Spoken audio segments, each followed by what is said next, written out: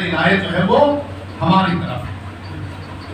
اب اگر دفاع اہل بیت جو موضوع تھا اس سے ہٹ کر تھوڑا سا اگر ہم اسلام کی تاریخ کے اوپر نظر ڈالیں تو یہ بھی کہا جا سکتا ہے کہ ٹھیک ہے اہل بیت نے دفاع کیا، ہر جگہ وہی نظر آئے، لیکن دوسروں کی بھی بڑی خدمات تھی۔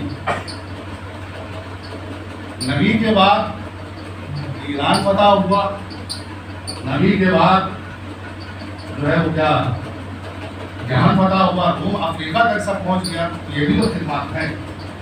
ان خدمات سے کسی کو انکار نہیں کہ نبی کے بعد خدمات انجام دی گئی، مسلمانوں کی تعداد میں اضافہ ہوا، ایران تک، یمن تک، افریقہ تک، حبشہ سب جگہ تک اسلام پہنچ گیا، لیکن اسلام کے اوپر ایک الزام آ گیا کہ اسلام بزور شمشیر پھیلا۔ دفاع اہل بیت میں کہیں آپ کو یہ نظر نہیں آئے جو ان کی پالیسی رہی ہے دفاع اہل بیت میں، جو ابھی بات کر رہے تھے کہ یہ چرچے جو ہوتے ہیں بیٹھ کے کیوں نہیں کر رہے ہیں۔ اگر آپ آل محمد علیہ السلام کی تاریخ کو پڑھیں گے تو ان کی جو پالیسی رہی ہے، جو ان کی سیاست رہی ہے، وہ سیاست مظلومیت رہی ہے۔ اور اس کے دو فائدے ہوتے ہیں،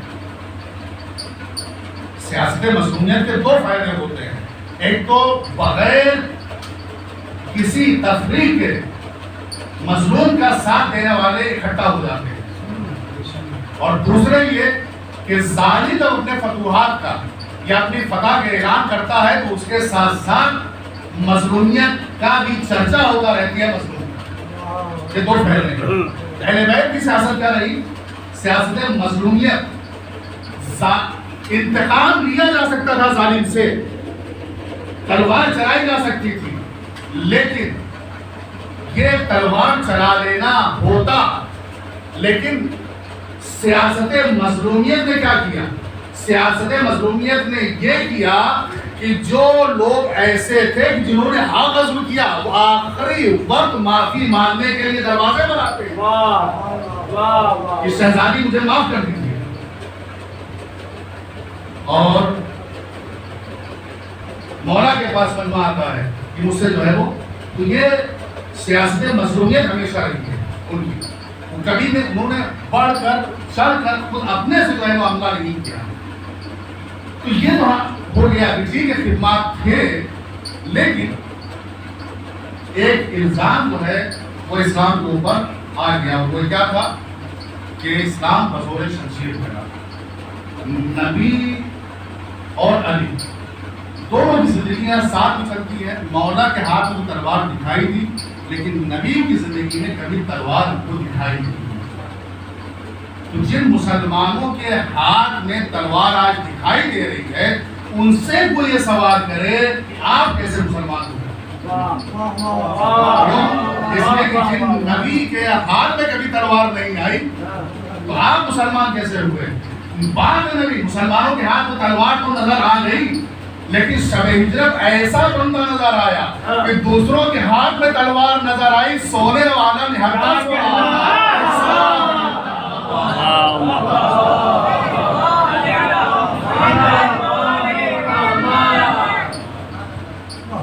یہ دفاع اہل بیت ہمیشہ رہا اور ہے اور باقی ہے، ہمارا اس پر عقیدہ۔ جب یہ خدمات مسلمانوں کی طرف سے ہوئی اور اسلام کے نام پر ایران پر حملہ ہوا اور وہاں سے گرفتار کر کے لوگ لائے گئے، تو اس میں ایران کی ایک شہزادی جناب شہبانو اسیر کر کے گئے،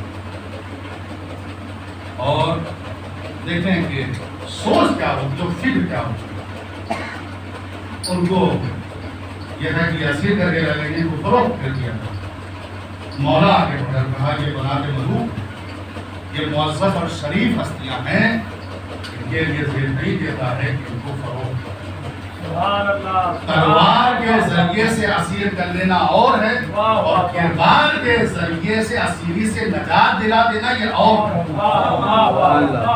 یہ کو فروغ نہیں کیا سکتا ہے، یہ معزز اور شریف ہے شہزادی ہے۔ اس میں اپنی منزل طرف آگے مولا کائنات اس وقت یہ کہہ رہے ہیں کہ ان کو فروغ مت کیا جائے، ان کو اسیر کر کے لایا گیا تو ان کو آزاد کر دیا جائے۔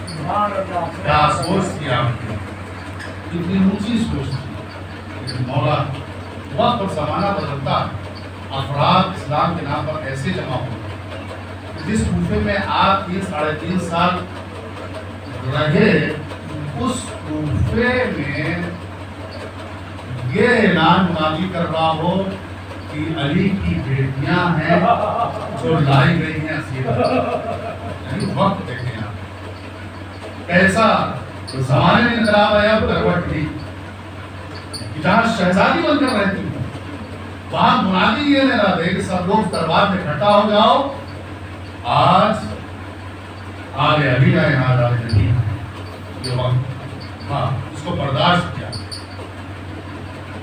سید سجاد نے، امام محمد باقر نے، سب نے برداشت کیا اور منزل یہاں تک آگے کی قافلہ شام تک پہنچے۔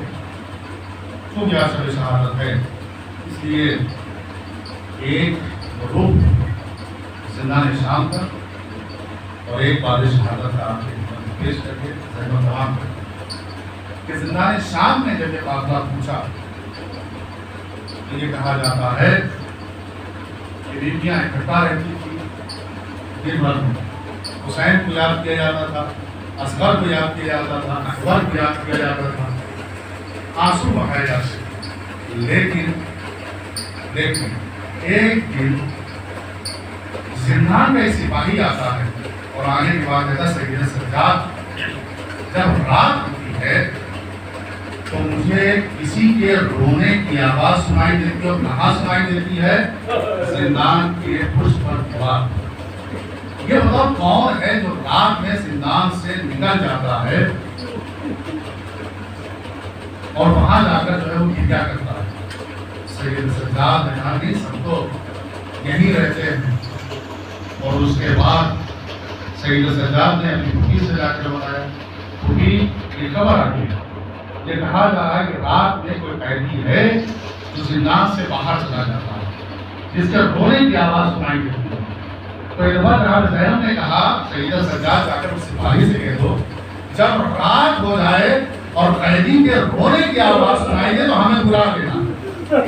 جب رات ہوئی اور قیدی کے رونے کی آواز سنائی دی تو ایک دفعہ وہ سپاہی لوٹا ہوا آیا اور کہتا ہے چلو چلو سید سجاد چلو، ارے ہمیں رونے کی آواز سنائی دے رہی ہے۔ ایک دفعہ سید سجاد جیسی آگے چلے، زینب آگے بڑھی، وہ آگے بڑھنے کے بعد کہا ارے میرے لال مجھے کیا کہنے نہیں جانے کیونکہ میں تمہارے ساتھ چلتی ہوں۔ زینب چلی، سید سجاد چلے، ارے زندان کی پشت پر آئے، دیکھا کوئی معظمہ ہے جو سر پر چادر ڈالے ہوئے ایک دفعہ پوچھا کون؟ میرے والے معظمہ نے کہا ارے زینب پہچانا نہیں، میں تیری